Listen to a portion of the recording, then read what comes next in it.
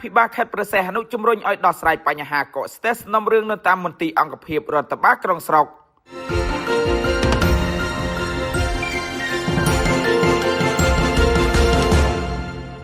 ឯកឧត្តមអង្គស៊ីណេតអភិបាលខេត្តព្រះសីហនុបានជំរុញឲ្យប្រធានមន្ទីរអង្គភាពនិងរដ្ឋបាលក្រុងស្រុកបន្តខិតខំដោះស្រាយបញ្ហាកកស្ទះសំណុំរឿងនៅតាមស្ថាប័នរបស់ខ្លួនឲ្យកាន់តែមានប្រសិទ្ធភាពបន្ថែមដើម្បីផ្ដល់សេវាសាធារណៈឲ្យបានល្អជូនប្រជាពលរដ្ឋការជំរុញបែបនេះរបស់ឯកឧត្តមអង្គស៊ីណេតធ្វើឡើងក្នុងកិច្ចប្រជុំត្រួតពិនិត្យការងារអង្គភាពច្រកចេញចូលតែមួយខេត្តព្រះសីហនុនាព្រឹកថ្ងៃទី20ខែមេសាឆ្នាំ2026យ៉ាងណាការជំរុញដូចនេះដោយសារឯកឧត្តមអភិបាលខេត្តបានពិនិត្យរបាយការណ៍ឃើញថានៅតាមមន្ទីរអង្គភាពនិងរដ្ឋបាលក្រុងស្រុកមួយចំនួននៅមានការកកស្ទះសំណុំរឿងជាច្រើនដែលមិនទាន់បានដោះស្រាយបញ្ជូនមកអង្គភាពច្រកចេញចូលតែមួយខេត្តព្រះសីហនុដូច្នេះឯកឧត្តមអភិបាលខេត្តបានជំរុញនិងលើកទឹកចិត្តឲ្យមន្ត្រីនៅតាមមន្ទីរអង្គភាពខិតខំប្រឹងប្រែងអនុវត្តការងារទៅតាមទូនាទីភារកិច្ចរៀងៗខ្លួនដើម្បីពង្រឹងការងារឲ្យល្អប្រសើរបន្ថែមទៀតក្នុងន័យនេះឯកឧត្តមចង់សង្កត់ធ្ងន់ថាការចូលរួមរបស់យើងទាំងអស់គ្នា